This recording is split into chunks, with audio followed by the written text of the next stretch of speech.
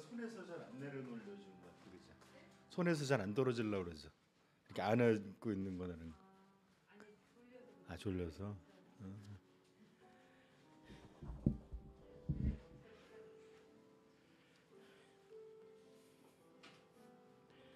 아, 지금 금요일 날도 녹화가 되나요?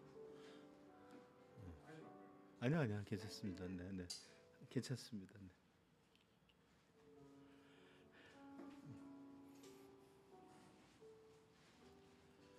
아, 시계가 저기 있죠. 네.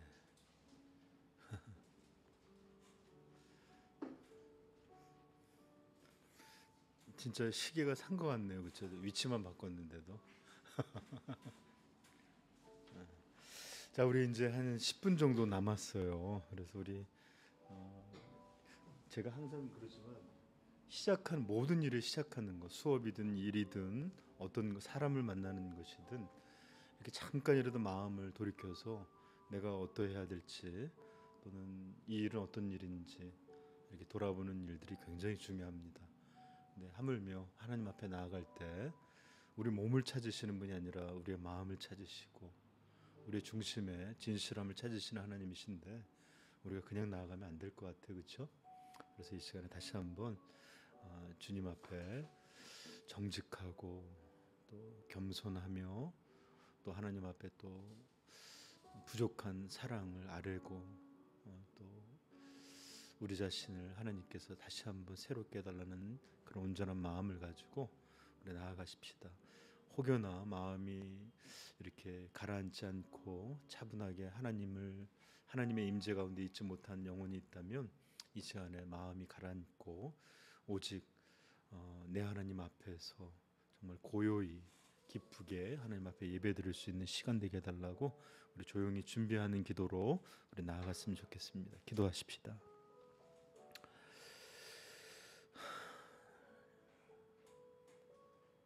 나는 무엇을 위하여 이것을 하나님,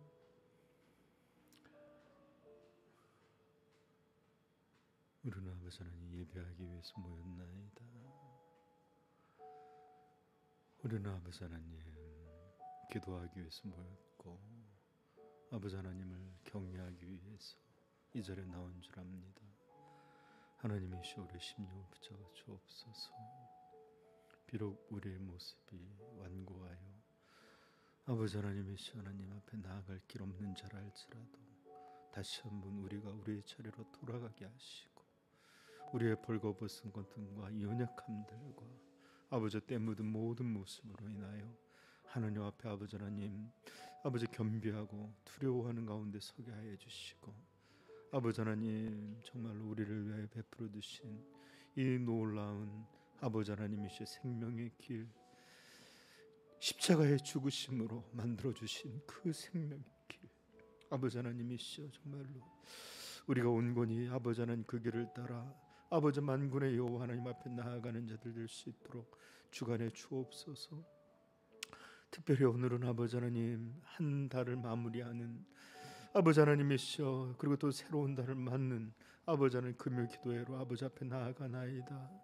아버지 하나님이시여 한 사람 한 사람에게 성령으로 충만케 하여 주셔서 아버지 하나님 아버지 깨닫는 영을 주시고 하나님 말씀 앞에 자신이 아버지 노출되게 하여 주시고 정직한 영혼들로 하나님 앞에 통분해하며 또 아버지 하나님 새로운 소망을 바라보며 아버지 예수께서 아버지 하나님 인내하시고 예수께서 소망하심으로 우리에게 본을 보여주신 것 같이 아버지 하나님이시여 정말로 놀라운 아버지 예수님의 본을 따라서 아버지 앞에 나아가게 하여 주옵소서. 아버지 하나님 오늘도 아버지 하나님 친히 성령께서 역사해 주셔야겠나이다. 하나님이여 이 시간에 거룩한 하나님의 영을 아버지 심령 속에서 타오르게 하여 주시사 아버지 마음이 아버지 하나님이 아무라도 죽은 자와 같지 말게 하여 주시고 굳어진 마음 딱딱한 마음이 아니라 아버지 하나님 쉽게 움직일 수 있는 마음 주께서 아버지 하나님 다듬을 수 있는 마음 아버지 하나님의 영이 임하시는 마음 아버지 온전케 하여 주셔서 아버지 하나님이시여 참되게 하나님을 영화롭게 하는 예배가 될 수 있도록 하시고 아버지 기도 가운데서도 아버지 하나님 메마른 기도가 아니라 성령 안에서 드려지는 진정한 기도가 우리 가운데서 흘러 넘칠 수 있도록 주여 주관하여 주옵소서. 하나님 아버지 우리의 마음과 입술과 심령을 붙잡아 주옵소서. 헛된 찬양으로 아버지 하나님을 속이는 자들 되지 말게 하여 주옵소서. 아버지 하나님 마음 들이지 아니하는 자리 지킴으로 아버지 하나님 연기하듯 아버지 하나님 이러지 말게 하여 주시고 우리의 심령을 살피시며 하나님은 살아계셔서 이곳에 역사하심을 아버지 하나님 반드시 깨닫게 되기를 간절히 소망합니다. 도와주시옵소서. 도와주시옵소서. 임마누엘 하나님은 우리와 함께 계시도다. 아버지 하나님이시여 정말로 아버지 하나님이시여 아버지 하나님 이렇게 하나님을 찾는 이들 가운데 하나님이 함께해 주시고 아버지 하나님 온전하심으로 다시 한번 새롭게 되길 원합니다. 아버지 하나님 우리가 꿈꾸는 것은 많은 사람의 예배가 아니라 아버지 거창하고 아버지 하나님이시여 또 웅장한 것이 아니라 진실한 예배를 꿈꿉니다. 참으로 온전한 예배를 꿈꾸나이다. 아버지 하나님 붙잡아 주시옵소서. 비록 우리들 아버지 하나님 이 삶이 예배에 합하지 못하며 아버지 하나님 예배하고 돌아가서 또 옛삶으로 돌아가고 또 뭉개지고 또 아버지 하나님 망가진 모습으로 또 나왔을지라도 주여 이번만 또 간구하옵나니 아버지 하나님이시 은혜를 베풀어 주시사 아버지 하나님이시 놀랍도록 아버지 하나님 붙잡아 주시는 하나님의 은혜가 오늘도 있도록 허락하여 주옵소서. 아버지 하나님 친히 말씀하시옵소서. 친히 아버지 하나님 귀가 되게 하시고 아버지 친히 하나님을 볼 수 있는 눈을 허락해 주시고 아버지 하나님 오늘도 아버지 하나님 말씀을 통해 역수어지는 그 말씀이 아버지 우리 안에 아버지 하나님이시여 정말 새롭게 역사함으로 임할 수 있도록 하나님 불쌍히 여기시고 주관하시고 함께하여 주옵소서. 오늘 주 하나님 이 시간에 하나님께서 붙잡아 주시면 이 길만이 아버지 하나님 온전한 길입니다. 이 길만이 안전한 길입니다. 이 길만이 아버지 하나님 우리가 소망할 수 있는 아버지의 피난처입니다. 능력의 처소입니다. 다시 한번 힘을 낼 수 있는 발전소요, 고쳐지는 아버지의 병원이요, 다시 한번 성령을 얻게 되는 아버지 영적 가정인 줄 믿습니다. 주여 역사하여 주옵소서. 주여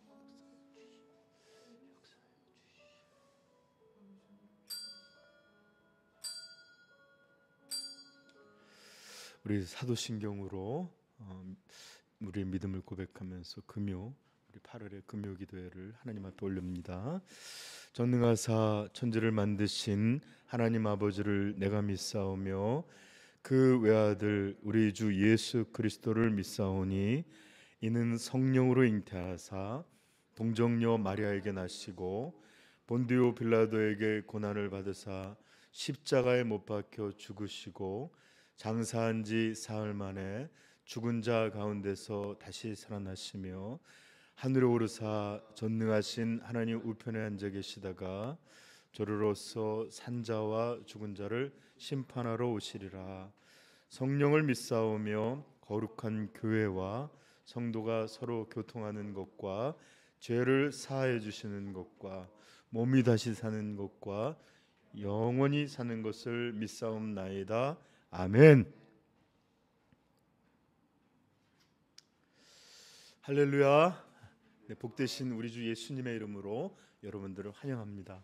오늘 이렇게 교회 올 마음을 갖고 또 와서 또 예배드리고 또 기도할 생각을 하니까 마음이 너무 즐거워졌어요. 물론 힘든 거 아니죠. 그럼에도 이런 것들이 우리에게 복됨을 만든다는 것 우리가 종종 경험하잖아요, 그렇죠? 자, 우리 서로를 향해서 우리 한번 오랜만에 처음 보는 얼굴들로 마치 오랜만에 만난 반가운 그런 분들 만난 것처럼 기쁘게 한번 우리 샬롬 한번 하십시다. 샬롬, 샬롬, 네, 샬롬, 네, 네. 어떤 분이 그러더라고요. 이거 참 좋은 인사. 다 샬롬들이라고. 이게 뭔 뜻이야? 교회 갔더니 그런 인사를. 옛날 그 부흥자들이 다 재밌는 말씀 많이 하셨죠. 자, 우리 기쁘게 한번 찬양합시다. 우리 309장부터 한번 우리 달려보십시다. 309장. 목마른 내 영혼, 같이 한번 불러보겠습니다. 목마른 내 영혼, 주가 이미 허락한 그 귀한 영생수 주여 갈망합니다. 그 약속 따라서 힘써 간구하오니 오 주여 내 기도 어서 들어주소서. 예수의 사랑, 예수의 사랑, 바닷 물결같이 내게 임하니 영광의 물결에 온전히 쌓여서 내 영혼의 기쁨 한량 없도다. 주 내게 약속한 금빛 내려주시려 은혜의 저그로 건너편에 떠올라 그 귀한 징조가 내게 밝히 보이니 나 힘을 다하여 주께 간구합니다. 예수의 사랑, 예수의 사랑, 바닷 물결같이 내게 임하니 영광의 물결에 온전히 쌓여서 내 영혼의 기쁨 한량 없도다. 은혜의 소낙비 지금 흡족히 내려 구원의 큰 강물 혈로 차고 넘쳐서 내 추한 모든 죄 말도 씻어버리니 나 지금 은혜를 충만하게 봐. 아멘. 예수의 사랑, 예수의 사랑, 바닷 물결같이 내게 임하니 영광의 물결에 온전히 쌓여서 내 영혼의 기쁨 한량 없도다. 그 차고 넘치는 주의 은혜의 물결 힘차게 밀려와 내게 만족합니다. 오 할렐루야로 주를 찬송하 나 힘의 기쁨이 항상 충만함이라. 예수의 사랑, 예수의 사랑, 바닷 물결같이 내게 임하니 영광의 물결에 온전히 쌓여서 내 영혼의 기쁨. 우리 3절 4절 합시다.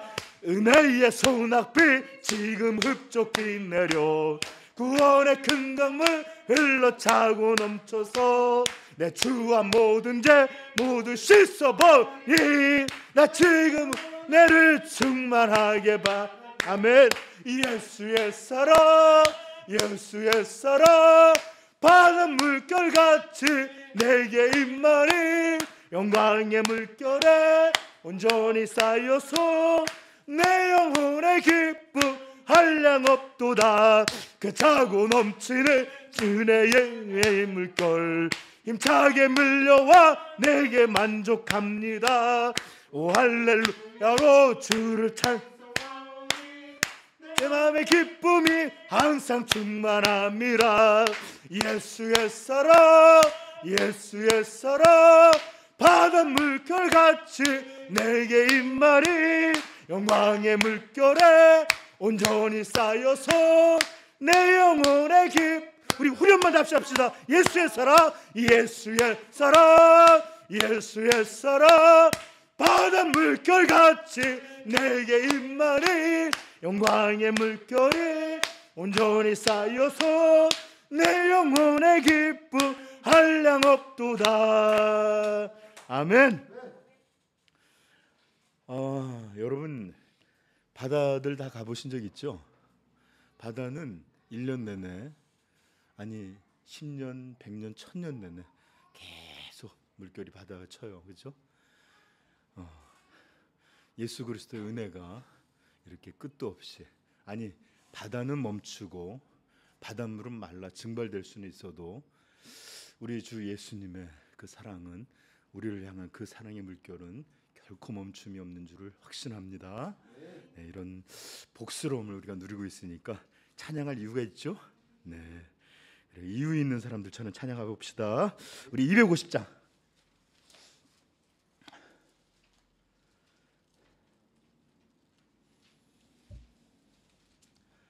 이것도 박수치며 합시다.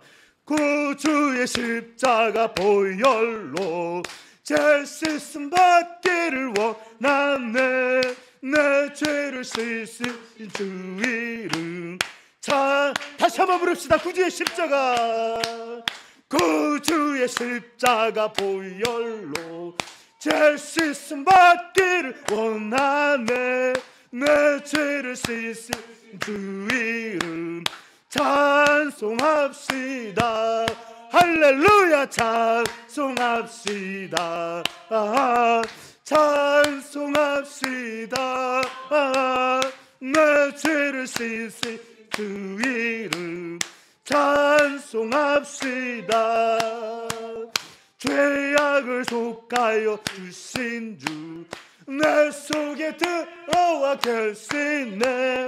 십자가 앞에서 주 이름 찬송합시다. 할렐루야. 찬송합시다. 찬송합시다. 내 죄를 씻은 주 이름 찬송합시다. 주 앞에 흐르는 생명수 날 씻어 좋아하게 하시 내 기쁜 정성 다하여 찬송합시다. 할렐루야. 찬송합시다. 찬송합시다. 내 죄를 씻으신 주 이름 찬송합시다. 내 주께 회개한 영혼은 생명수 가운데 젖었네. 흠없고 순전 그 이름 찬송합시다. 할렐루야. 찬송합시다. 찬송합시다. 내 죄를 씻으신 우리 우리 4절 한 절만 더 합시다. 4절. 내 주께 회개한 영혼은 생명수 가운데 젖었네. 흠없고 순전한 주 이름 찬송합시다. 찬송합시다. 찬송합시다. 내 죄를 씻으신 주 이름. 자, 우리 4절 한 절만 더 합시다. 4절입니다. 내 주께 회개 영혼은 생명수 가운데 젖었네.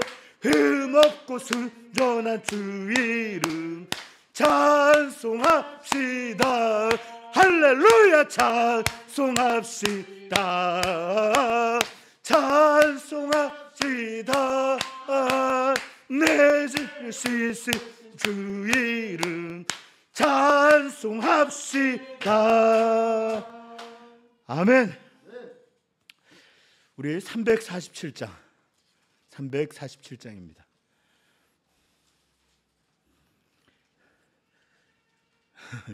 애기가 소리가 커서 그런가요? 허락하신 새 땅에 들어가려면 마음의 준비 다하여 힘써 일하세. 아멘. 여호수아 본받아 앞으로 가세. 우리 거할 조소는 주님 품일세. 시험할라 당해도 낙심 말고서 마음의 걱정 버리고 힘써 일하세. 아멘. 여호수아 본받아 앞으로 가세. 우리 거할 처소는 주님 품일세. 앞서가신 예수님 바라보면서 모두 마음 합하여 힘써 일하세. 여호수아 본받아 앞으로 가세. 우리 거할 처소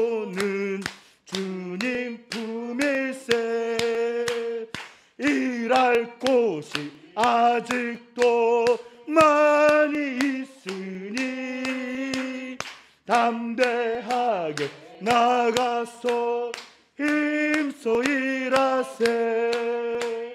여호수아 본받아 앞으로 가세. 우리 거할 처소는 주님. 우리 3절 4절만 다시 합시다.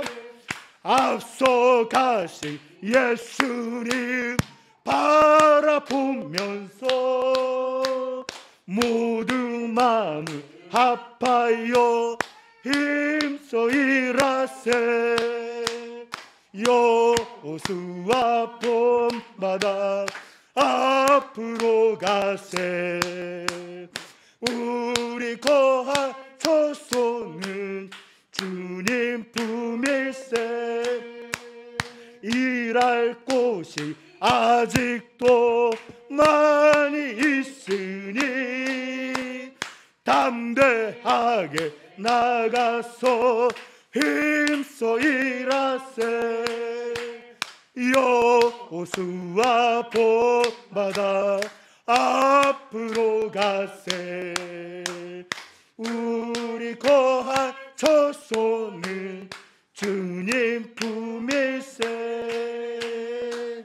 아멘. 네. 우리 하나만 더 하고 말씀 듣도록 합시다. 우리 찬송가 524장.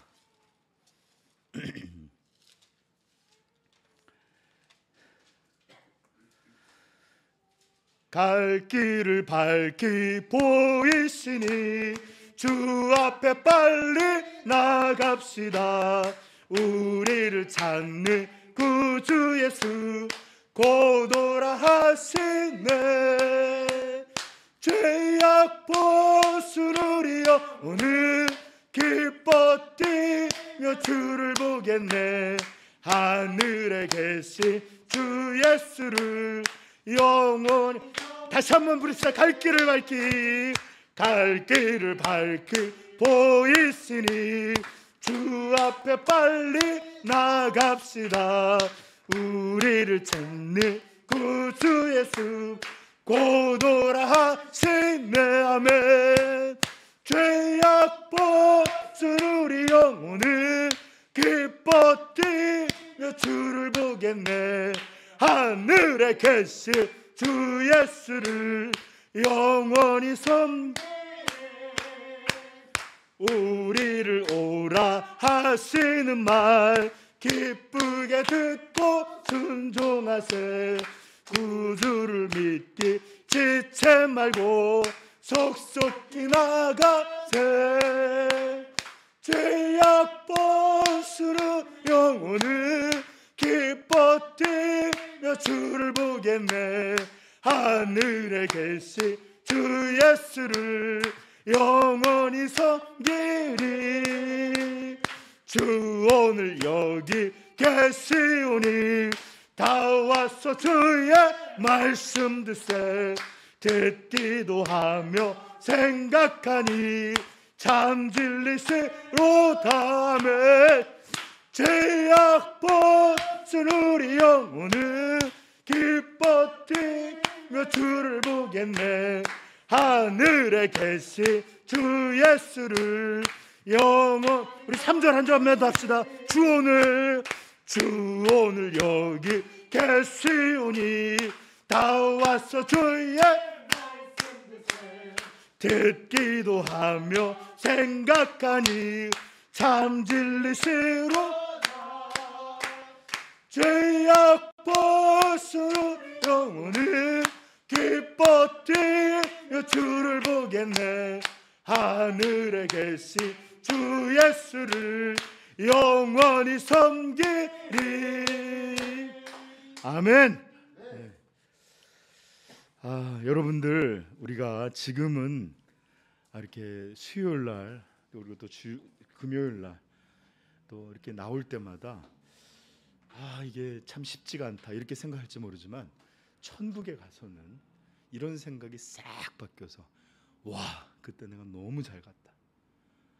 와 그때 내가 진짜로 그냥 억지로라도 이렇게 갔는데 이게 이렇게 귀한 거였구나. 그때에 가서는 정말로 감사하고 자신을 향해서 야, 너 잘했어, 정말 잘했어, 칭찬할 거예요.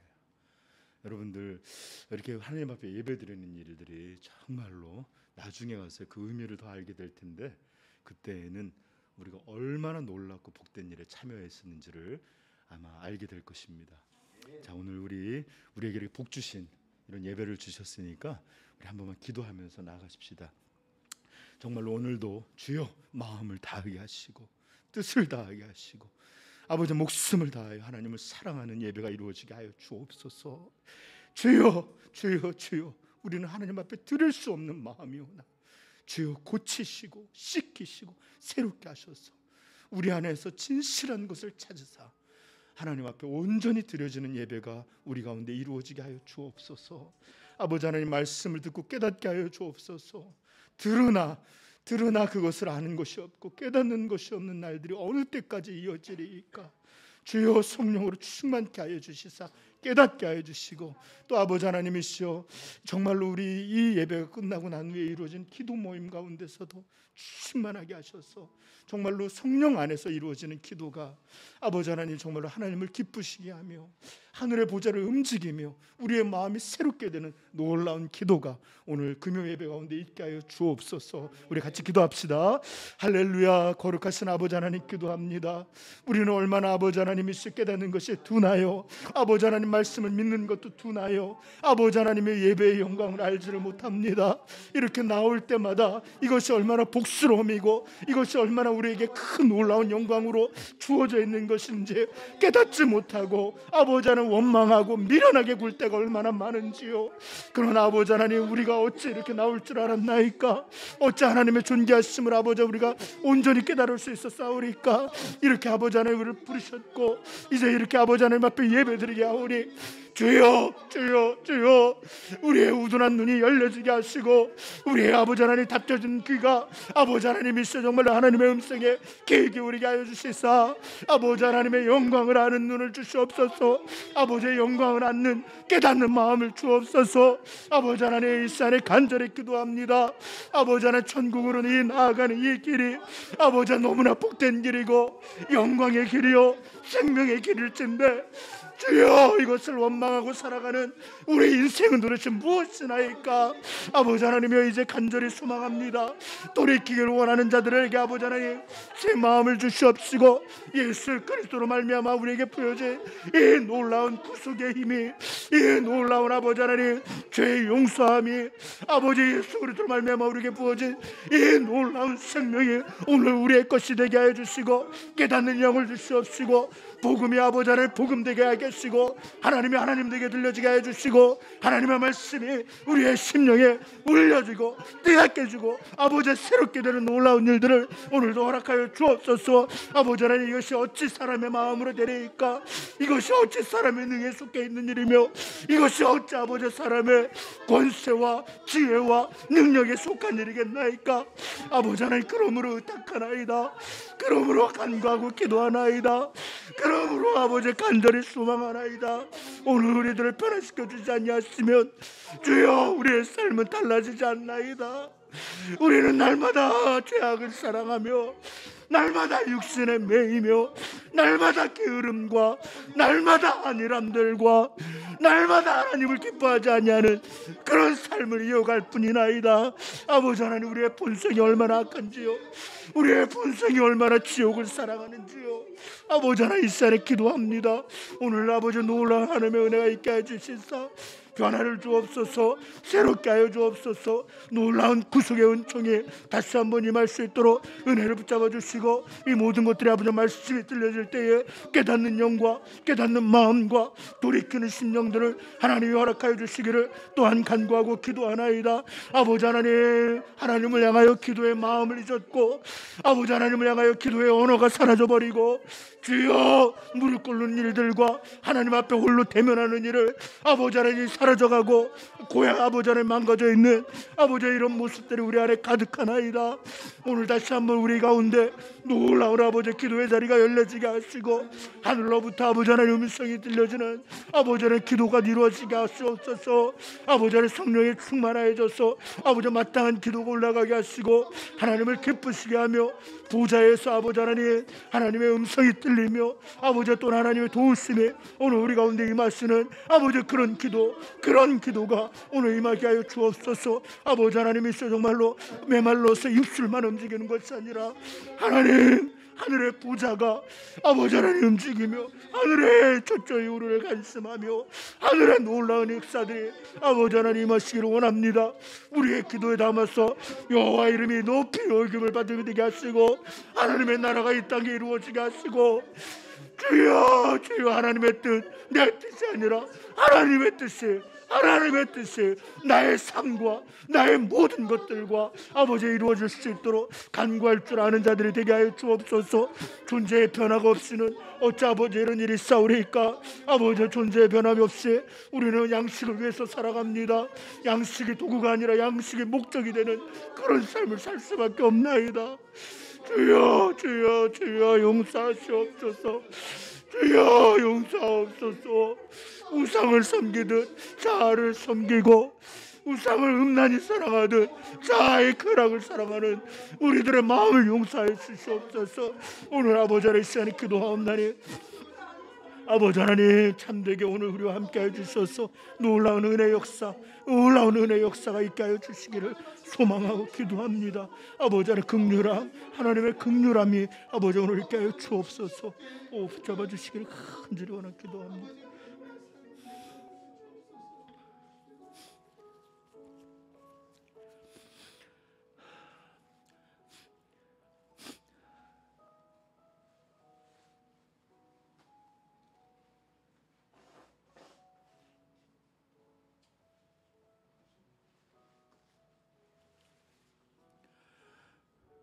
거룩하신 아버지 하나님, 오늘도 하나님의 은혜를 간절히 구합니다.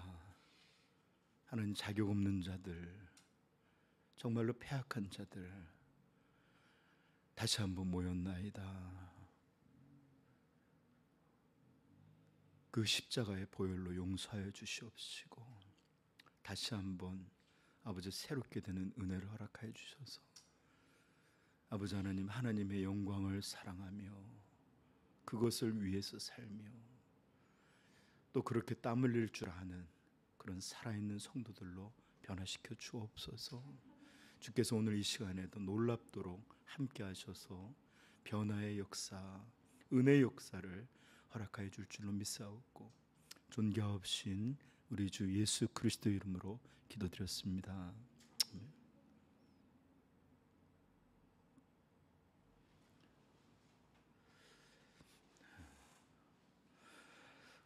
네, 오늘 하나님 말씀은 사무엘상 10장입니다. 1절서부터 6절까지.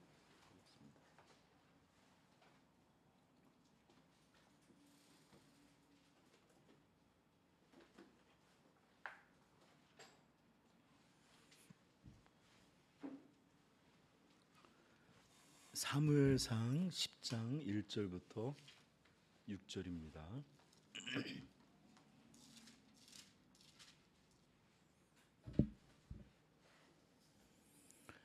우리 같이 한번 읽도록 하겠습니다.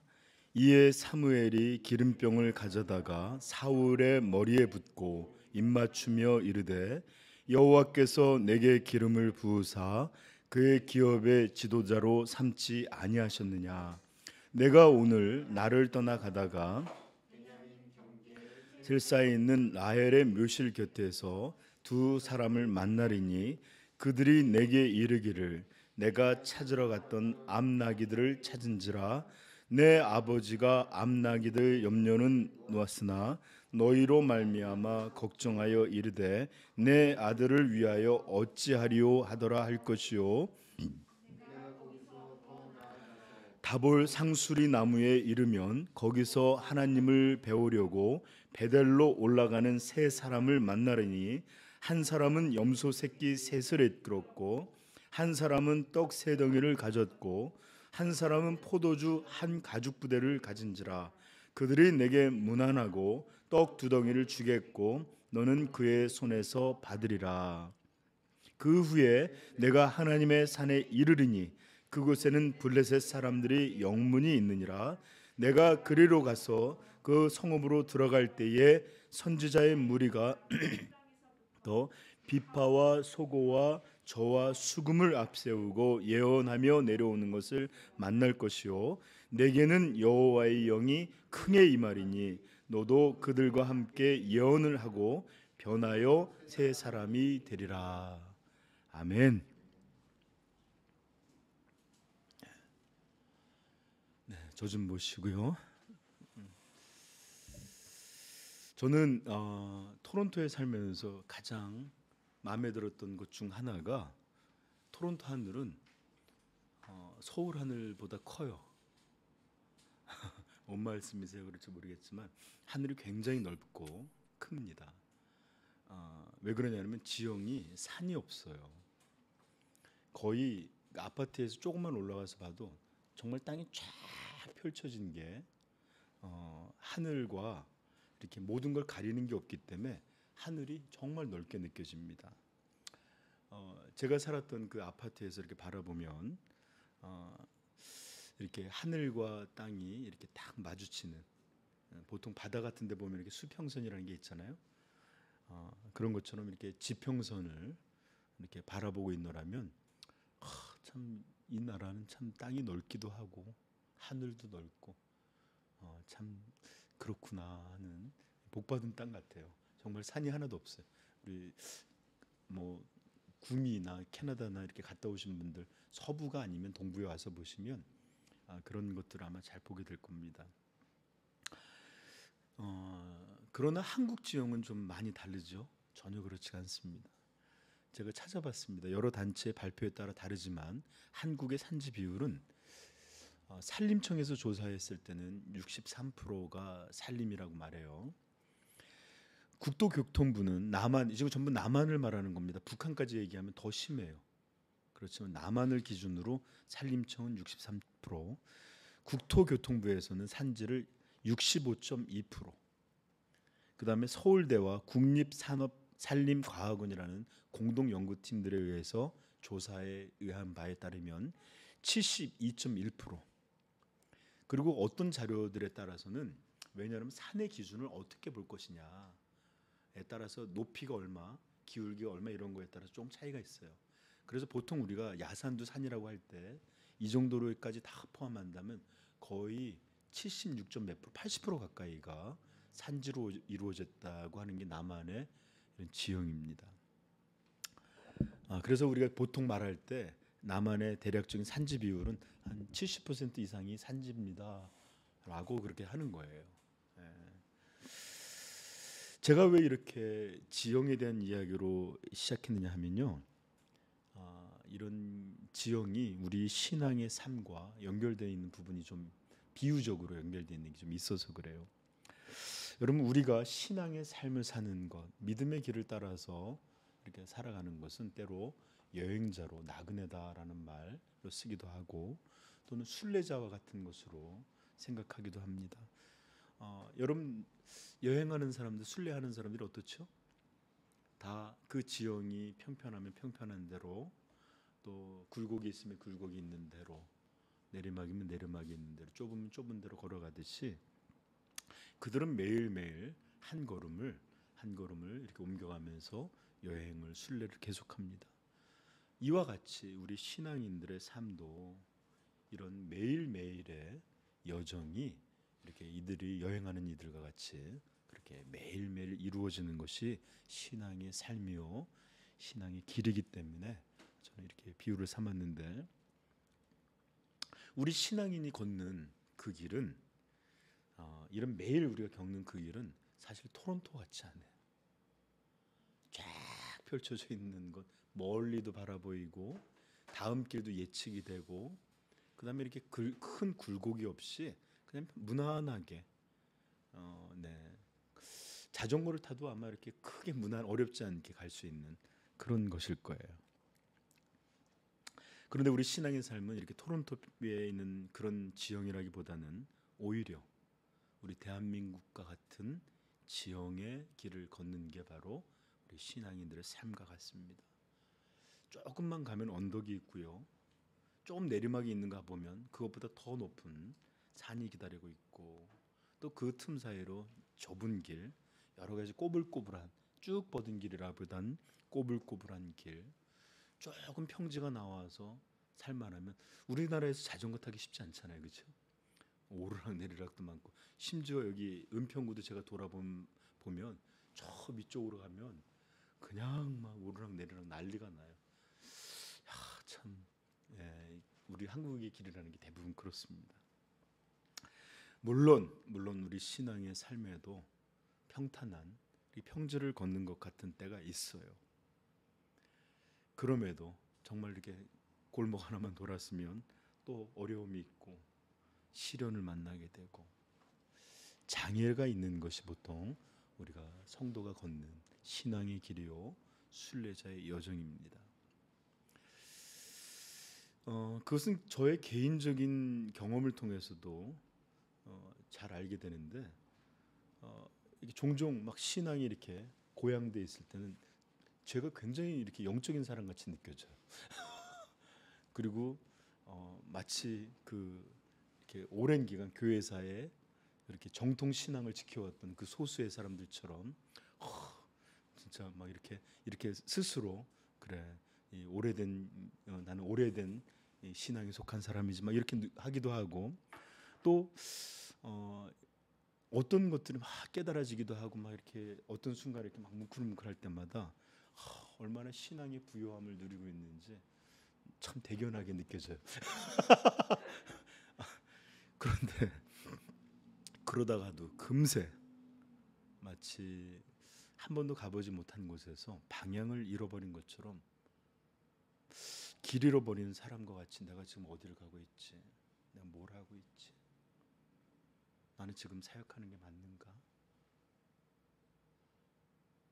정말 나는 사역은 고사하고 신앙인으로서 지금 이 길 걷는 게 진짜로 맞는가 할 정도로 길을 잃어버린 것 같은 혼돈이 올 때도 있고, 어떤 때는 여러분 혹시 서해 같은 데 가보시면 알겠지만 이렇게 뻘이 있잖아요.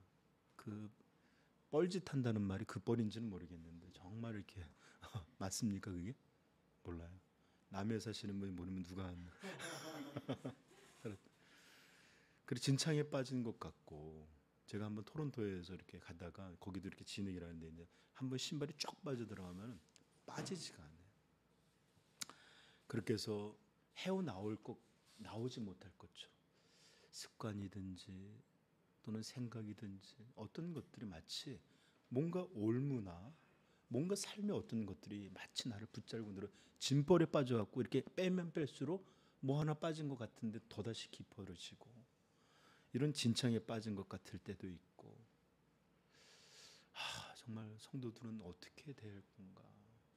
교회는 또 어떨까? 앞이 보이지 않는 내 신앙은 정말 이러다가 이제 몇 년 남지 않은 사역 이렇게 그냥 맨날 반복하다 끝나는 것은 아닌가?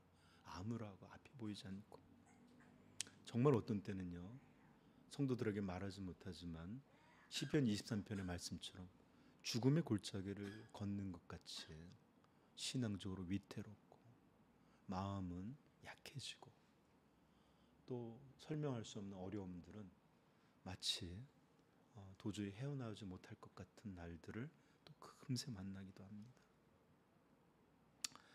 좀 우리의 신앙이 좀 토론토 같이 널찍하게 펼쳐져 있으면 좋을 텐데 그러지 못하고 우리가 신앙을 걷는 이 길은 참으로 험지가 많은 그런 길을 걷는 게 신앙의 모습이에요. 그럴 때 우리는 혼란스럽습니다. 지성이 똑바로 생각할 수가 없게 돼요. 이건 마귀가 유도하는 것인데 바른 생각을 하지 못하게 해요. 그 다음에 의지를 갉아먹어서 주저앉고 낙담되게 만듭니다. 심지어는 나는 이렇게 평생을 살아야 되나 보다 하는 자포자기한 마음들로 그냥 마음대로 살아가요. 살지만 살아있는 눈빛이 아니에요. 살아가지만 목표가 없어요. 살지만 의미가 없어. 그러므로 열정이 있을 수도 없고 의미가 없으니 기쁨을 가질 수도 없고 그냥 버텨낸. 얼마 전까지는 참 얼마나 훌륭한가 하던 사람이 금세 그렇게 무너져서 이렇게 허덕이기도 합니다. 그러나 이렇게 소극적으로만 있는 게 아니라 어떤 사람은 감추기에 급급한 사람들도 있어요. 그런 거 아닌 것처럼 위장하고 살아가기도 하고, 또 어떤 이들은 이것저것 재미에 빠지고 또 엉뚱한 건데 매어 살아서 자기의 양심을 마비시키고 혼란함이나 이런 정죄함에서부터 벗어나려고 그 마음을 죽은 자처럼 만들려 할 때도 있고, 또 다른 사람들은 그럼에도 불구하고 더욱 허세와 허식으로 멀쩡한 것처럼 그런 외식하는 사람도 있고, 조금 더 심하면은 남에 대한 정죄, 비판 이런 것들로 외부의 잘못을 끊임없이 이렇게 지적하고 또 그런 것들을 말함으로 인해서 이것도 하나의 자신 죄책감을 없애고자 하는 방식이거든요. 이렇게 자기가 그렇게 정죄하고 할 때마다 그렇게 나쁘지 않다라고 스스로 만드는 그런 과정이에요. 외면하는 과정이에요. 그래서 유독 자기의 삶이 바르지 못한 사람들 중에는 정죄하는, 비판하는 사람이 의외로 많습니다. 그것이 의로워서가 아니라 자기의 어떤 그런 것들을 상대적으로 감추는 또 다른 공격적인 방식이 지나지 않는 경우가 많기 때문에 그래요. 자, 여러분, 모습은 수천 가지가 있을 수 있어요. 이런 신앙의 무너짐, 혼란, 또는 어떤 죄에 빠짐, 아니면 또는 그렇지 않더라도 침체, 이런 것들 가운데 도대체 우리는 어떻게 이것을 헤어나와야 합니까?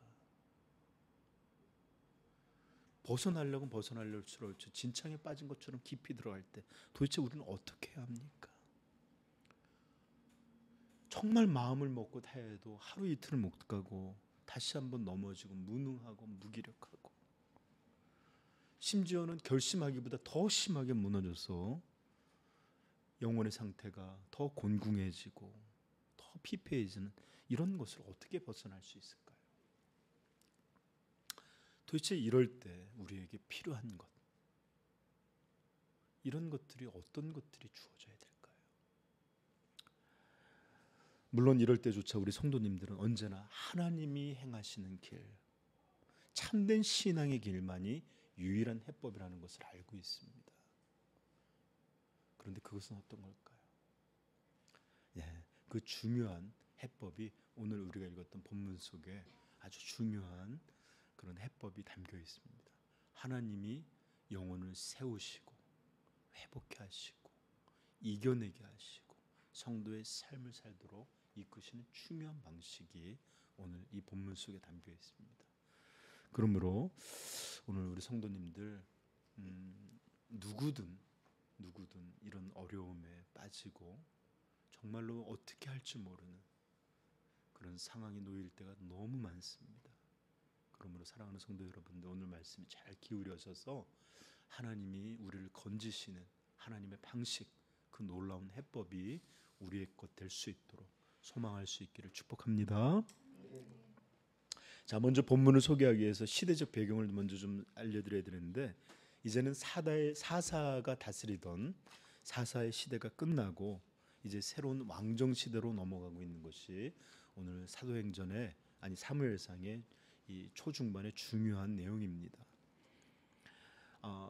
사무엘서 초반은 어떤 내용이 있냐면 이스라엘의 마지막 사사인 누구죠? 마지막 사사가 누구예요? 사무엘이 어떻게 태어나고 어떻게 자라고 어떻게 이스라엘의 사사로 세워지게 됐는가라는 내용이 담겨져 있습니다. 그 과정 중간에 이전의 사사였던 엘리 집안의 무서운 타락의 이야기가 중간에 껴있죠. 그 집안의 이 핵심은 뭐였습니까? 죄의 핵심, 제사를 멸시함이었어요. 여러분, 제발, 제가 지난번에도 얘기했지만 하나님께 드리는 예배를 멸시함이 한 인생, 한 가정, 그 자녀들 망하게 한 가장 중심적인 그런 그런 죄가 될 수 있습니다.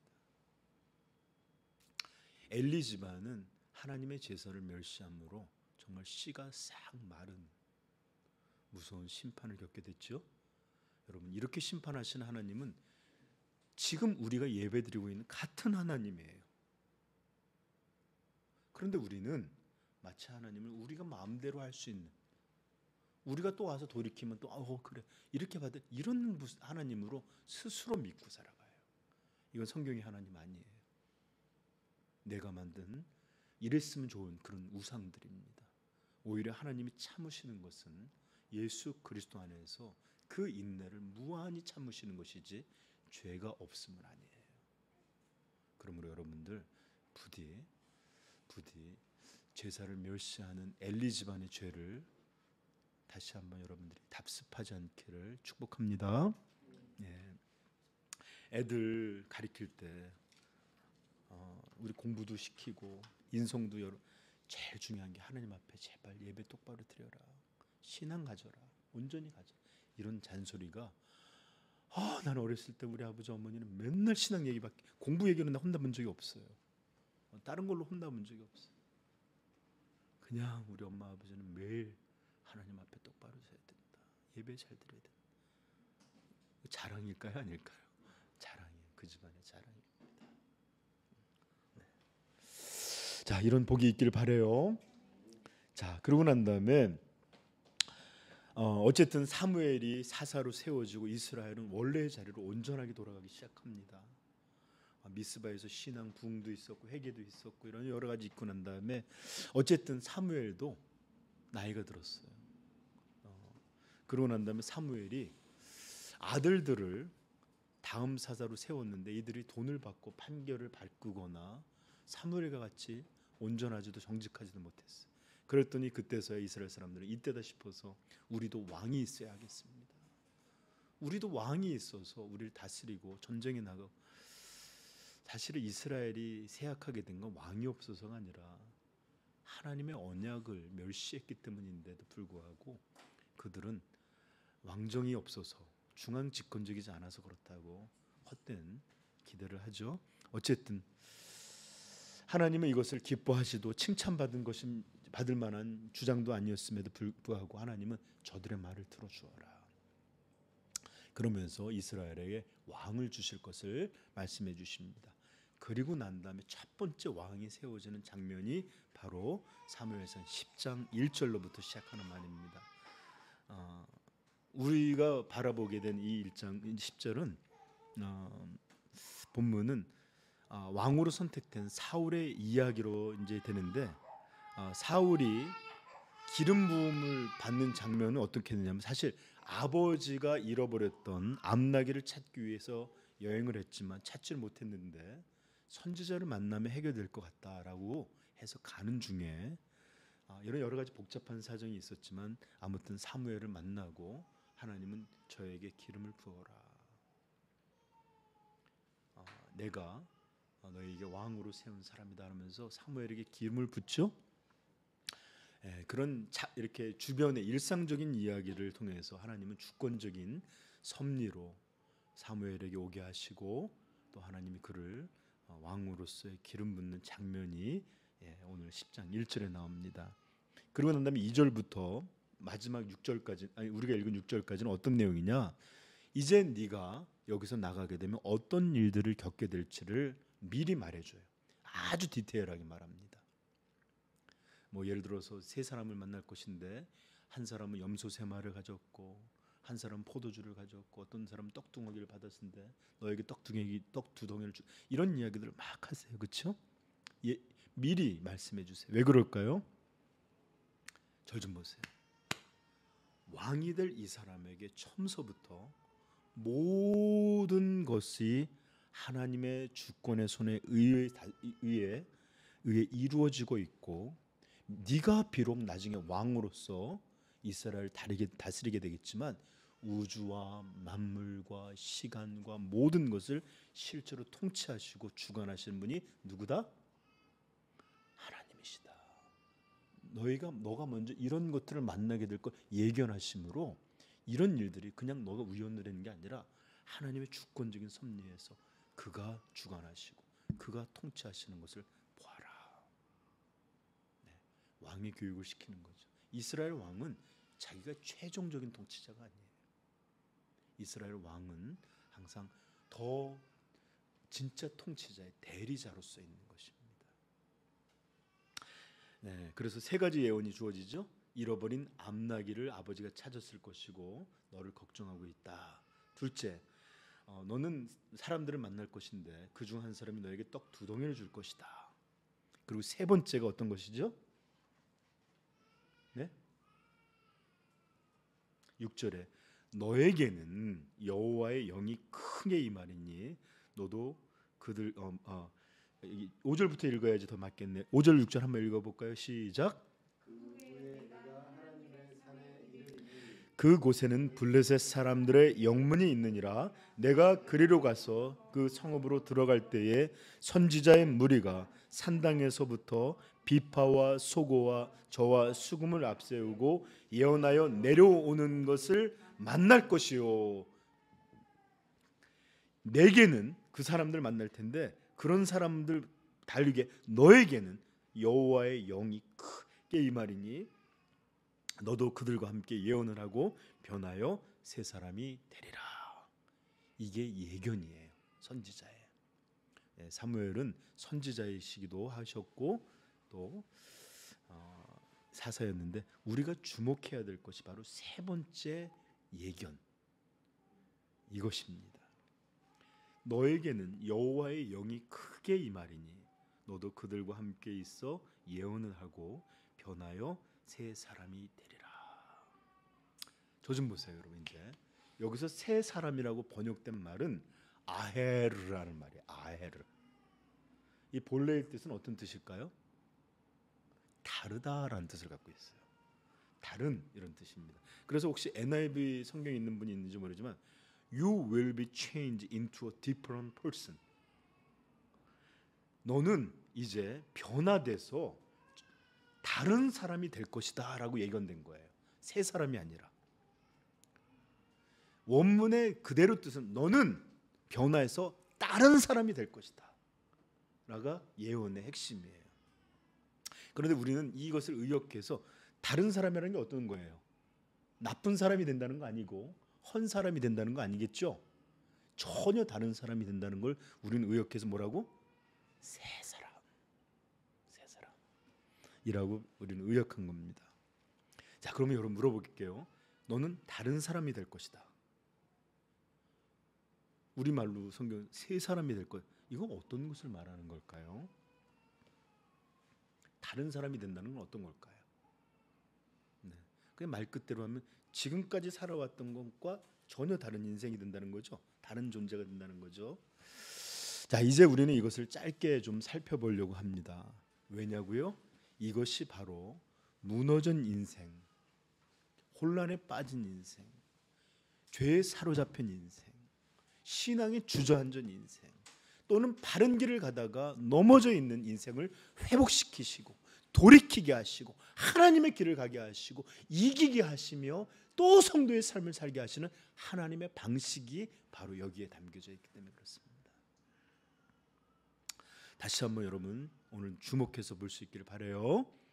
자, 무너진 성도, 공고함과 고난 속에 있는 백성을 세우시는 하나님의 방식이 뭐라고요? 다른 사람을 만드는 것입니다. 다른 사람을 만드는 것. 이것이 바로 하나님의 해법입니다. 이전까지가 안 되잖아요. 그렇죠? 이전까지는 이렇게 망가졌잖아요. 그러니까 다르게 하는 것입니다. 신약적인 의미로는 이것을 어떻게 표현하면 될까요? 고린도후서 5장 17절 이렇게 말하죠. 그런즉 누구든지 그리스도 예수 안에 있으면 새로운 피조물, 정확히 하면 새로운 창조물이라. 이전 것은 지나갔으니 보라 새 것이 되었도다. 하나님은 구약에서만이 아니라 왕을 세우실 때뿐만 아니라 신약에서 모든 신약의 성도들을 세우는 방식도 새로운 창조물로 이전 것들을 없애고 새로운 것들로 덧입히는 일을 하시는 게 하나님의 방식입니다. 이렇게 하나님은 그들을 세우시고 그들로 이기게 하시고 그들로 신앙의 길을 계속해서 걷게 하는 그런 일을 하시는 것입니다. 어떻게? 다른 사람, 우리말로는 신약과 연결시켜서 새 사람으로 만드심으로 그런 일을 하신다. 아멘. 네, 저 좀 보세요.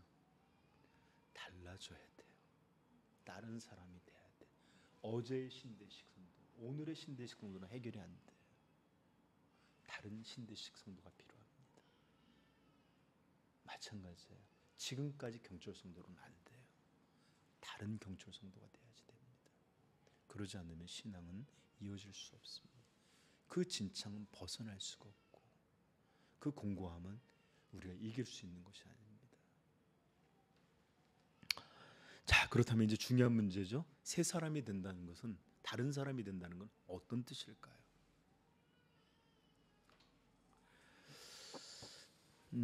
다른 사람으로 변한다, 새 사람을 변한다는 것은 도대체 어떤 변화를 말하는 것입니까? 어떤 사람들은 이렇게 생각할 수도 있어요. 영적인 변화를 의미하는 거 아닐까요? 맞아요, 맞아요. 우리가 구원을 받을 때 사단을 임금으로 섬기던 것에서 하나님을 왕으로 섬기는 걸로 영적인 이 주인이 바뀌게 되는 영적 변화가 있어요. 그러나 사실은 그것은 우리가 감지할 수도 또는 알아가는 눈에 보이는 영역이 아니에요. 실제적인 영역, 다른 사람이 된다라고 할 때 우리는 실제적인 영역에서, 예를 들어서 내가, 여러분 저 좀 보세요. 제가 이제 나중에 뭐 한번 그 은퇴하면 미국이든지 유럽에서든지 살고 싶어서 제가 시민권을 해놔갖고 다른 나라 걸 받아놨어요. 여러분 저를 보면 알 수 있을까요? 몰라요.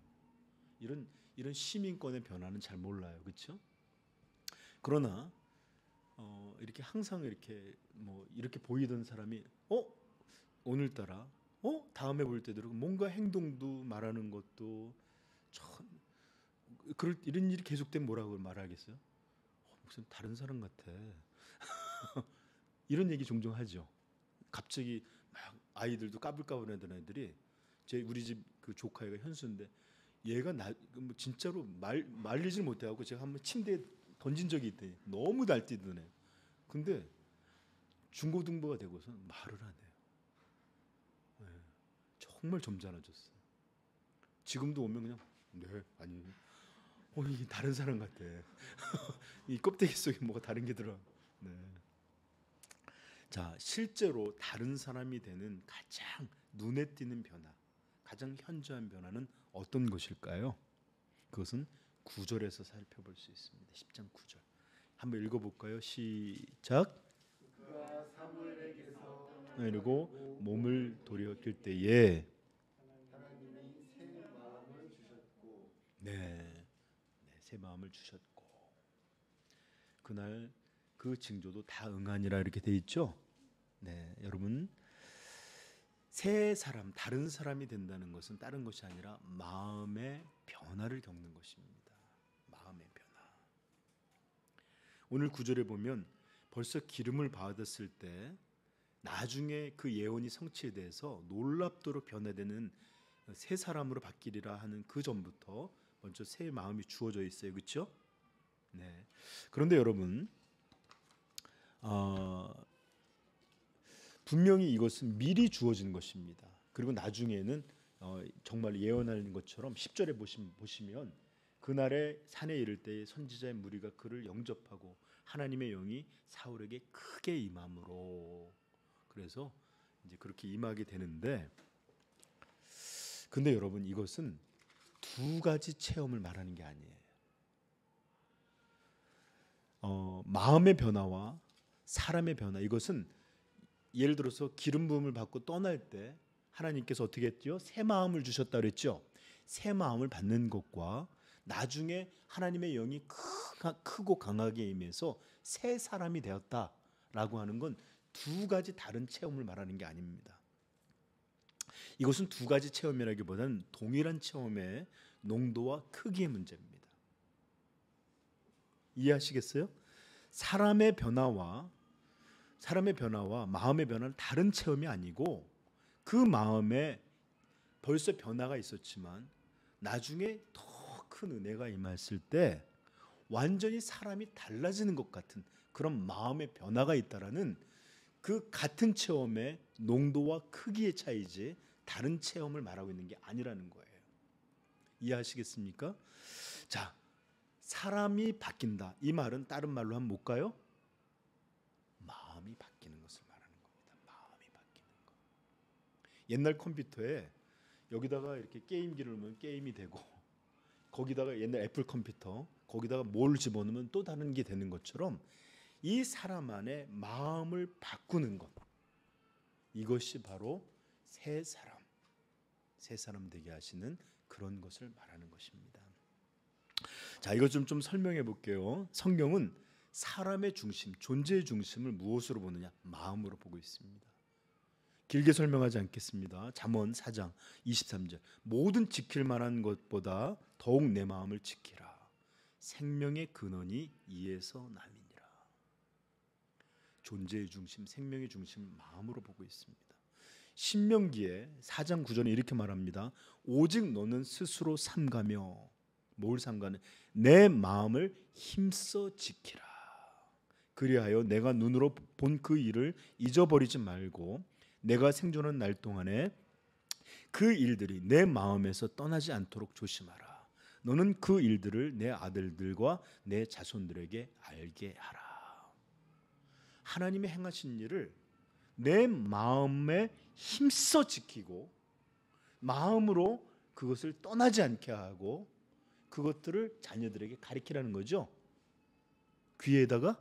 아니, 마음에다가. 예수님께서는 마태복음 15장 8절에 이렇게 말합니다. 이 백성이 입술로는, 이 백성이 몸으로는, 이 백성이 이런저런 신앙의 행위로는 나를 공경하되 이거 아무것도 아니에요. 마음으로는 내게서 멀도다. 이게 그들의 책망입니다. 신앙이 있어요. 신앙의 형태와 입술과 모든 게 다 있어요.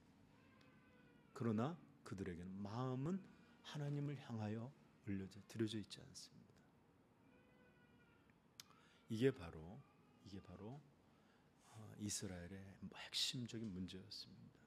마음이 중심입니다. 마음이 존재의 중심이에요. 그러므로 존재의 변화는 내가 날개가 달리고 내게서 어떤 빛이 나고 이런 것들이 아니에요. 그런 것이 아니라 바로 마음의 변화. 이게 사람의 변화요, 존재의 변화입니다. 이전과는 다른 마음, 이전과는 전적으로 바뀌어진 새 마음, 바로 이것이 새 마음이 된다는 것입니다. 그리고 바로 이런 방식이야말로 하나님이 인생을 회복시키시고 새롭게 하시고 장애를 넘어가고 이기고 견디고 성도의 삶을 가능하게 하시는 하나님의 방식. 그게 뭐다? 마음의 변화. 이것으로 하나님은 성도를 이끌어 가시는 것입니다. 아멘. 예수님께서 이 백성이 입술로는 나를 공경하되 마음은 내게서 멀도다 했죠. 복음이 이룬 게 뭡니까? 입술뿐만 아니라 마음도 하나님을 향해 진정으로 공경하고 입술로만 찬양으로 사랑을 외치는 게 아니라 진짜 심령의 마음으로 하나님 아들을 주신 하나님을 사랑하고 기뻐하고 껍데기 변화가 아니라 마음의 변화. 이게 복음이 이룬 것입니다.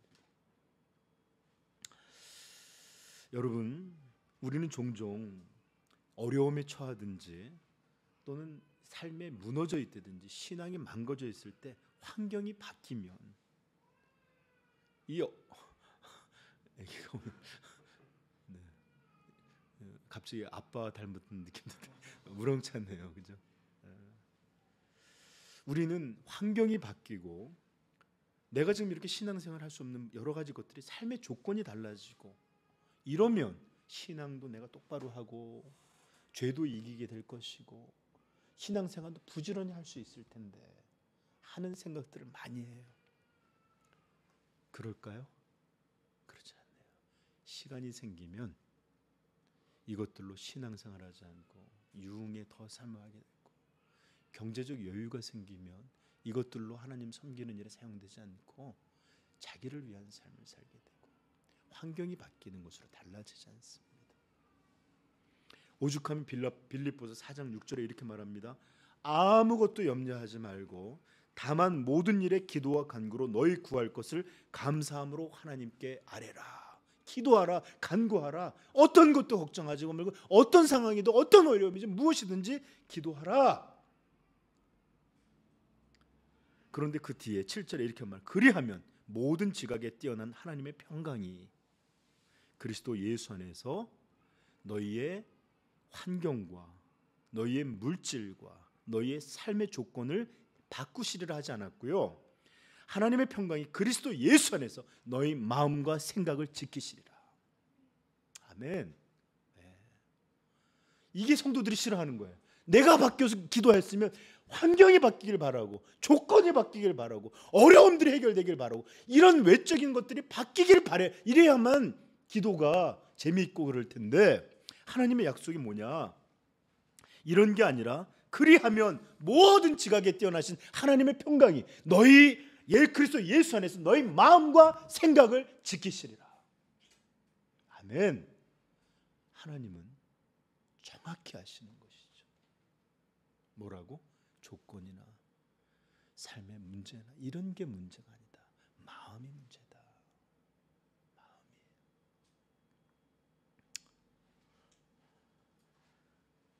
여러분, 마음이 달라지면요, 우리 보잖아요. 죽음 앞에서도 찬송으로, 심지어 자녀들도 그 화로를 향해서 같이 걸어가면서 우리 같이 천국을 갖자, 이런 이들로 변해가요. 여러분, 종종 많은 사람들이 이런 생각을 해요. 내가 조금 더 많이 배우고 더 성경을 잘 알게 되고 성경 진리에 대해서 풍부하고 깊어지면 내가 더 거룩한 삶을 살게 되고 죄도 이기고 삶을 잘 해석해서 믿음의 삶을 걷게 되겠다고. 그러나 여러분, 많이 배우고 많이 알고 지식이 있어도 우리 사람들은 몰라서가 아니라 그것을 행할 수 있는 힘이 없어요. 오히려 알아가면 알아갈수록 이래야 된다는 것과 자기 사이의 괴리 때문에 더 괴롭습니다. 더 문제는 뭔지 압니까? 이게 옳다는 것, 하나님이 우리에게 무엇을 요구하는 것 선명히 알게 돼요. 그런데 그것을 하고 싶은 마음이 안 들어요. 많이 알고 많이 배우고 지식이 풍부한다 한들 우리 마음에서 그것을 향하여 정말 기쁨으로 이렇게 나아가려는 그런 힘도 없고 그것을 따르고자 하는 이런 마음도 생기지 않는다. 이게 도대체 무슨 의미가 있겠어요?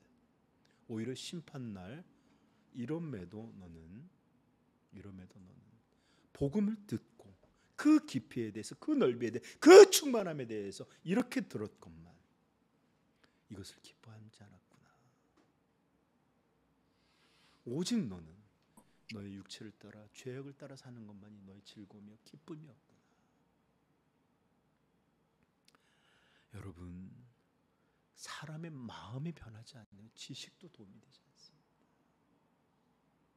마음의 진정한 변화가 있어야만 작은 것이라도 하나님 앞에서 순종할 수 있고, 그런 마음에 새롭게 됨이 있어야만 우리는 어떤 환경에서도, 여러분 정말이지 물어봅시다. 정말 환경이 다 나아지고 좋아지면 신앙생활 잘할 거라고 생각이 드세요?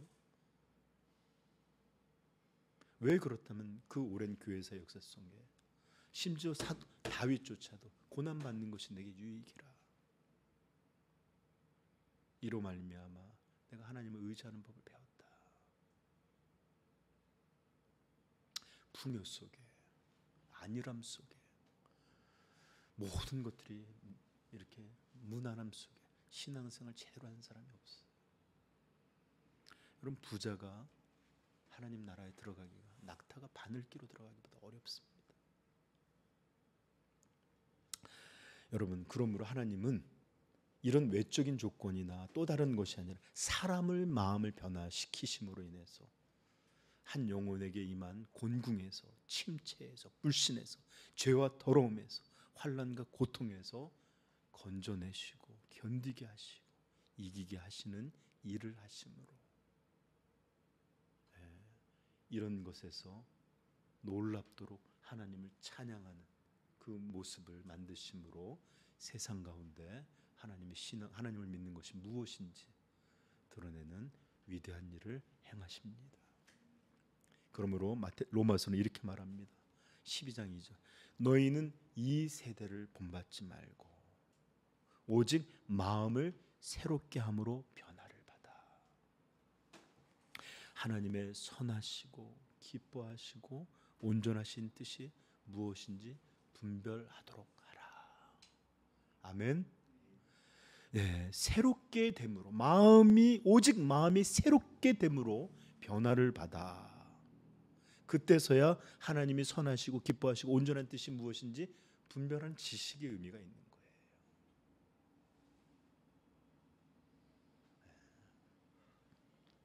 마음의 변화. 이 마음의 변화야말로 신앙의 핵심이요 기독교의 신비입니다. 기독교는 다른 어떤 것을 변화시키는 게 아니라 마음의 변화를 통해서 하나님의 놀라운 일들을 만드시는 것이 바로 기독교의 역사입니다. 이게 복음의 능력이에요. 그러므로 마음이 변화되지 아니하는 경건 생활, 마음의 변화를 뭔지를 모르는 신앙 체험, 이것은 성경적이지도 않고 이것은 절대로 우리 복음 안에서 이루어지는 그런 일들이 아닙니다. 여러분, 아마 여러분들 누구한테도 한번 가서 사역하시는 목사님들, 사역자들한테 물어보십시오. 목사님, 전도사님, 혹여 사역하는 것 중에 가장 어려운 것들 중에 하나가 뭡니까? 물어보면 아마 많은 분이 예배 끝나고 난 다음에가 참 힘들어요, 이런 얘기를 할 겁니다. 저도 그래요. 예배 끝나고서 이렇게 앉아서 막 웃기도 하고 또 그러고 있지만 집에 돌아갈 때나 혼자 남았을 때나 참 마음이 힘들어요. 이렇게 같이 찬양하고 박수치고 그렇게 또 그냥 말씀 듣지 않잖아요. 우리 성도님들 간절하게 듣고 또 오늘 같은 경우는 또 간절히 기도도 하게 될 거예요. 그렇죠? 이런 일을 했음에도 불구하고 끝나고 우리의 모습은 달라지지가 않아요. 달라져 있지가 않는 것 같아요. 올 때 그 마음 그대로인 것 같고 미움은 미움대로, 세상을 향한 마음 마음대로, 침체된 마음 마음 그대로.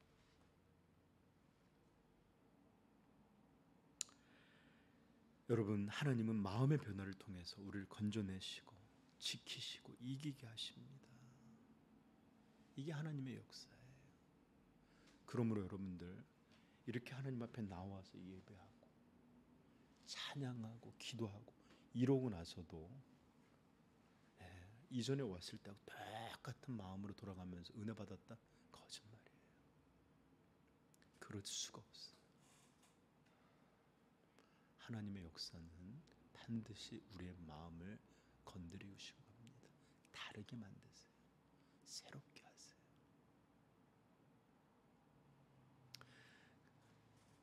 그러므로 여러분들 어떤 신앙 체험을 할다 할지라도 이런 마음의 변화가 이루어지지 않으면 이것은 정말 하늘의 역사라고 생각하지 않아도 거의 무방할 겁니다.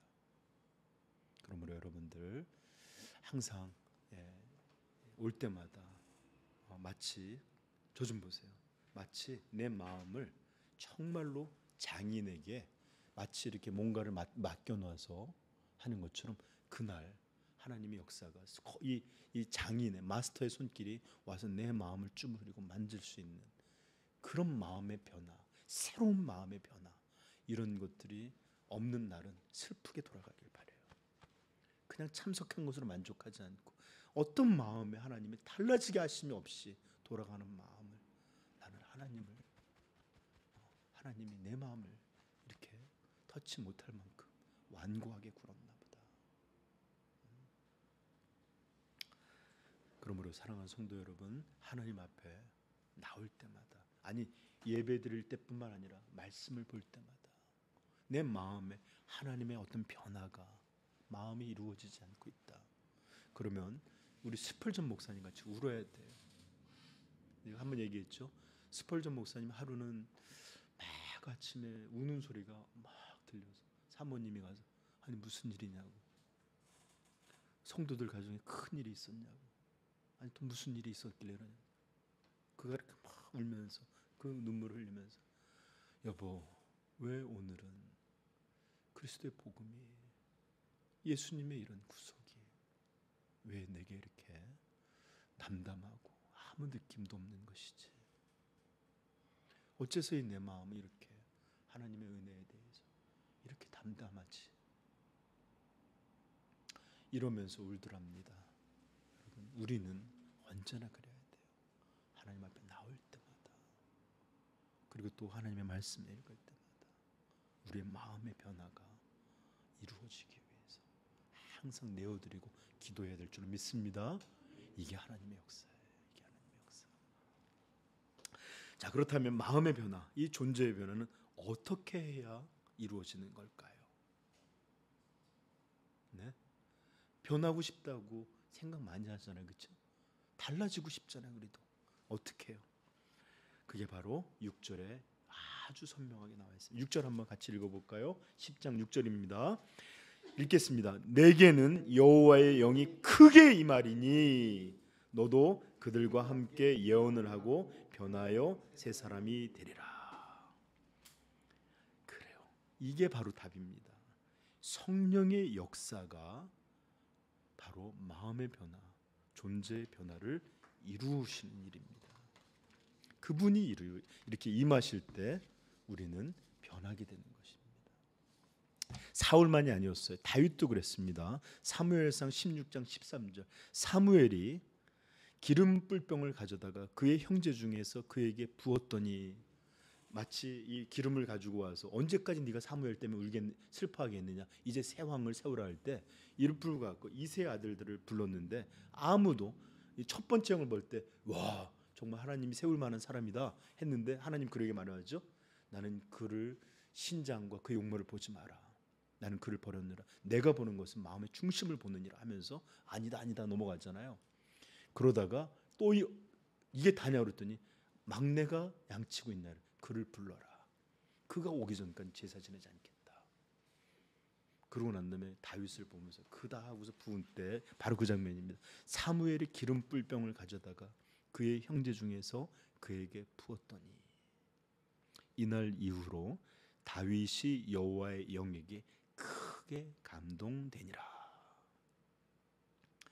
여러분, 우리는 다윗이 성품이 훌륭해서 그가 어렸을 때부터 믿음을 잘 지켜서 이래서 다윗 왕으로 이렇게 하나님의 마음에 맞는 사람으로 살았을 거라고 생각을 해요. 그러나 성경은 뭐라고 말하죠? 그에게 기름을 부었다. 그리고 그날 이후로 다윗이 여호와의 영에 크게 감동되니라. 하나님은 그의 마음을 새롭게 다른 사람이 되도록 변화시킨 거예요. 여러분, 구약에서 기름 부음은 성령을 상징했어요. 마치 기름이 이렇게 덮여지는 것처럼 성령이 우리 안에 이렇게 충만히 우리를 덮는 것들을 했는데, 이렇게 기름 부음을 받았던 이 사울도 9절에 보면 어떻게 나오죠? 그가 사무엘에게서 떠나려고, 사무엘의 지금 얘기를 듣고 그가 좀 전에 했던 일이 뭐예요? 기름 부음을 받았던 거예요. 그죠? 10장 1절에 그가 사무엘에게 떠나려고 몸을 돌이킬 때 하나님이 새 마음을 주셨고. 아멘. 여러분, 하나님의 영이라고 불리기도 하고 신약에서는 예수 그리스도의 영으로 불리는 이 성령은 참으로 많은 역사를 행하십니다. 성령에서 행하시는 수많은 일들을 이렇게 모아놓은 목록을 보면 놀랄 정도예요. 그런데 그분의 가장 주요한 사역 중에 하나가 뭔지 압니까? 바로 이 구절처럼 사무엘에게 떠나려고 몸을 돌이킬 때에 하나님이 성령을 통해서 새 마음을 주셨고, 새 마음을 주시는 일, 새 마음으로 변화시키는 일, 다른 마음을 주시는, 이것이 바로 성령이 행하시는 가장 주요한 역사입니다. 아멘. 제가 몇 개를 찾아드릴게요. 에스겔서 32장 26절, 또 새 영을 너희 속에 두고 새 마음을 너희에게 주되 너희 육신에서 굳은 마음을 제거하고 부드러운 마음을 줄 것이며, 새 영을 너희 속에 두어 새 마음을 주시겠다는 겁니다. 아멘. 이게 말세에 너희들에게 줄 복이라는 거예요. 에스겔서 11장 19절도 이렇게 말합니다. 내가 그들에게 한 마음을 주고 그 속에 새 영을 주며 그 몸에서 돌 같은 마음을 제거하고 살처럼 부드러운 마음을 주어 하나님의 율례를 따르게 할 것이라. 새로운 영을 부어주심으로 돌 같은 마음을 제거하고, 돌 같은 마음을 살처럼 부드러운 마음을 줘서 하나님이 만드시고자 하시는 대로 거룩한 존재로, 그 다음에 겸손한 존재로 하나님을 사랑하고 세상을 섬기는 존재로 만드시는 부드러운 마음을 주셔요. 지금은 딱딱해서 죄를 사랑하는 마음밖에 없어요. 세상 욕구밖에 없어요. 자기 이름에 대한 영광밖에 없어요. 정욕의 욕심밖에 없는 이 죄는 단단함이에요. 이것을 새 영을 주심으로 부셔내고 부드러운 마음을 주겠다. 여러분, 이렇듯 성령은 새 마음을 창조하십니다. 그래서 성령이 들어간, 성령이 역사하는 존재들은 보라 새로운 피조물이라. 왜요? 마음의 변화가 이루어졌기 때문에 그렇습니다. 여러분, 그런데 여러분 그거 아십니까? 성령님은 믿고 구하는 자에게 그의 역사를 더욱 허락해 주십니다. 사도행전 2장 28절에는 베드로가 이르되 너희가 회개하여 각각 예수 그리스도의 이름으로 세례를 받고 죄 사함을 받으라. 그리하면 성령을 선물로 받으리니. 여러분, 성령, 죄 사함을 받으라, 성령을 선물로 받으리니라고 그랬죠.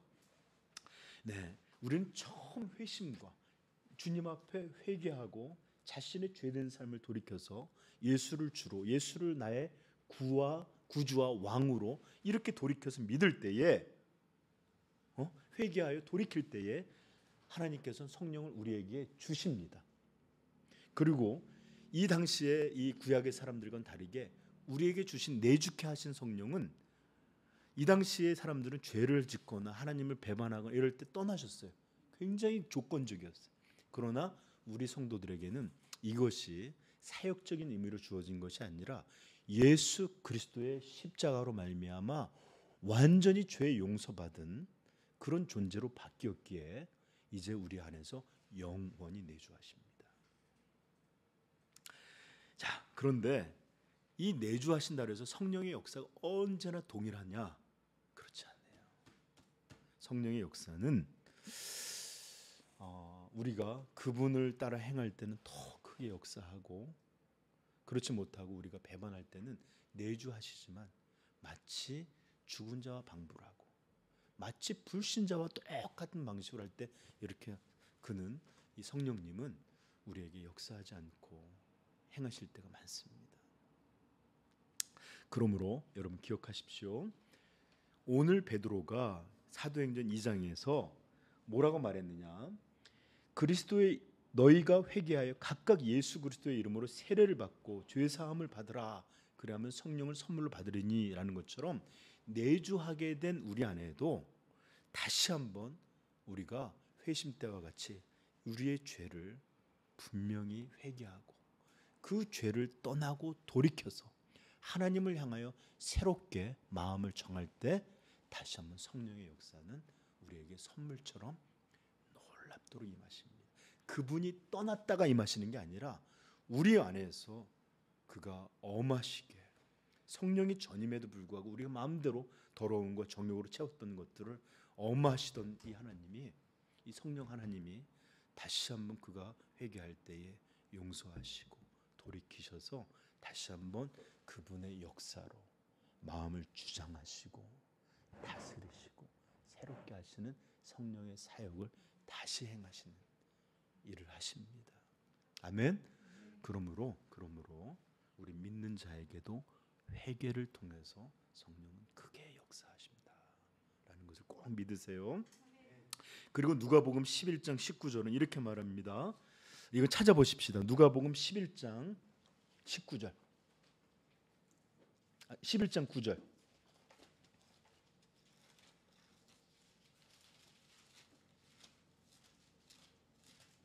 누가복음 11장 9절 네, 9절부터 13절까지 한번 같이 읽겠습니다. 내가 또 너희에게 이르노니 구하라 그리하면 너희에게 주실 것이요 찾으라 그러면 찾아낼 것이요 문을 두드리라 그러면 너희에게 열릴 것이니 구하는 이마다 받을 것이요 찾는 이가 찾아낼 것이요 두드리는 이는 이에게 열릴 것이니라. 너희 중에 아버지 된 자로서 누가 아들의 생선을 달라 하는데 생선 대신에 뱀을 주며 알을 달라 하는데 전갈을 주겠느냐? 너희가 악할지라도 좋은 것을 자식에게 줄 알거든. 하물며 너희 하늘 아버지께서 구하는 자에게 성령을 주시지 않겠느냐 하시니라. 아멘. 성령은 하나님은 찾고 구하고 두드리는 일. 성령을 내게 충만케 하옵소서. 역사하여 주옵소서. 나를 다스려 주옵소서. 새 마음을 주옵소서. 변하게 하옵소서. 달라지게 하옵소서. 새 사람 되게 하옵소서. 구하고 찾는 이에게 성령은 더 크게 역사한다. 아멘. 여러분, 이 말이 근데 어떤 문맥에서 이루어졌는지 보면 더 놀랄 거예요. 이 앞부분에 11장 5절 또 이르시되 너희 중에 누가 벗이 있는데 밤중에 그에게 와서 말하기를 이러면서 나오는 얘기 뭔지 알죠? 한마디로 밤에 놀랍게 찾아왔는데 내가 떡이 필요합니다. 이래서 벗됨으로는 주지 않지만 막 강청하면 두들기니까 내가 시끄럽고 잠을 못 잘 것 같아서 벗됨이 아니라 너의 강청함 때문에 내가 너에게 떡을 주리라. 8절에 내가 너희에게 말하노니 비록 벗됨으로 인하여는 일어나 주지 아니할지라도 그 간청함을 인하여 일어나 그 요구대로 주리라. 이렇게 말하고 난 다음에 내가 또 너희에게 이르노니 구하라 찾으라 두드리라. 이런 말씀을 연결돼서 하고 있는 말씀이에요. 그러니 얼마나 강청하여 찾고 두드리고 구하고 이런 말씀이 더욱 강렬하게 다가오는 줄 모릅니다. 아멘. 그러므로 여러분들 먼저 이렇게 성령을 근심하게 하고 성령께서 역사하지 못하고 이 성령의 전을 더럽혀서 그가 근심하고 분노하고 이런 것에서 여러분 주님 앞에 겸손하게 두려움으로 무릎을 꿇고 회개하시고 성령의 충만함으로 이루어지는 일들, 마치 밤에 찾아온 벗을 막 두드리고 찾고 구하고 두들기는 것처럼 성령이여 내 안을 다스려 주옵소서. 내가 떠났던 내가 무시했던 이런 것들을 용서해 주시고 나를 지배하여 주옵소서. 또 그 하나님의 역사이신 성령의 역사이신 마음을 변하게 하시는 그 마음을 내게 주셔서 정함을 사랑하게 하시옵소서. 죄를 미워하게 해 주시옵소서. 세상으로 끌려지는 마음을 고쳐주시사 하나님 나라만 구하는 자로 변화시켜 주옵소서. 구하고 찾고 두드리는 이에게 하물며 악한 자라도 줄 알거든. 악한 자라도 좋은 것을 자신에게 줄 알거든. 하물며 너희 하늘 아버지께서 구하는 자들에게 성령을 주시지 않겠느냐.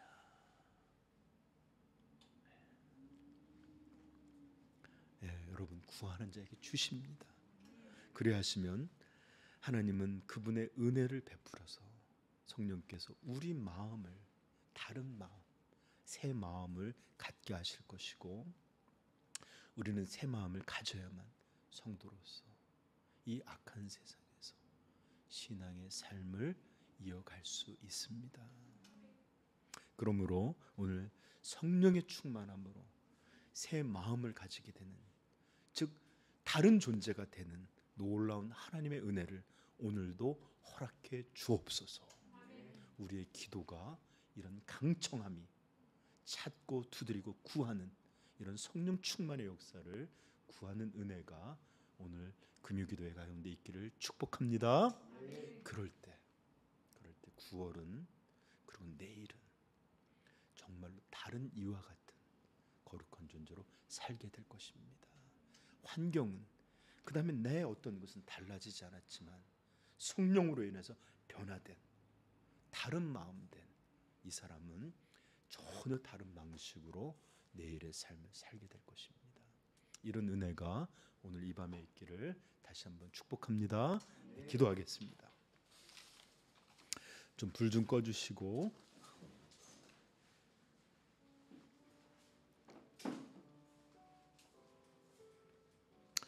우리 오늘 좀 말씀을 기억하면서 오늘 우리의 삶을 좀 돌아봤으면 좋겠습니다.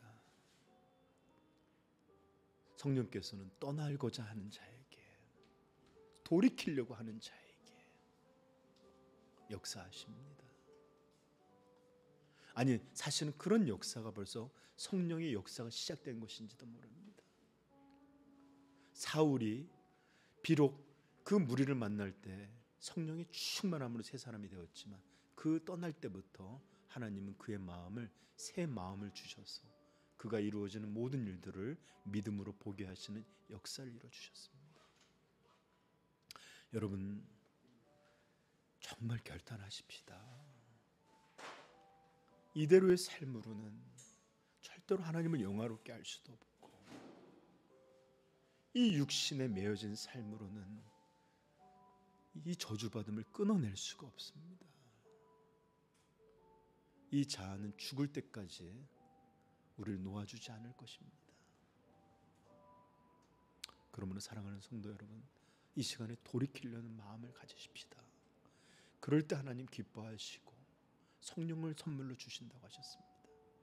그러므로 이 시간에 우리 먼저 우리 8월 그리고 지금까지 살아왔던 일들에 대하여 정직하게 그리고 단호하게 떠나고자 하는 그런 기도, 그렇게 떠나고자 하는 회개를 우리 하나님 앞에 올리십시다.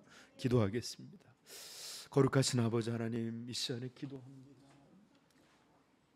아버지 하나님, 우리 마음에 붙잡고 있는 이 악한 마음들을 용서해 주시옵소서. 정욕을 향하여 아버지 하나님이시여 붙들고 있는 이 마음을 붙잡아 주시옵시고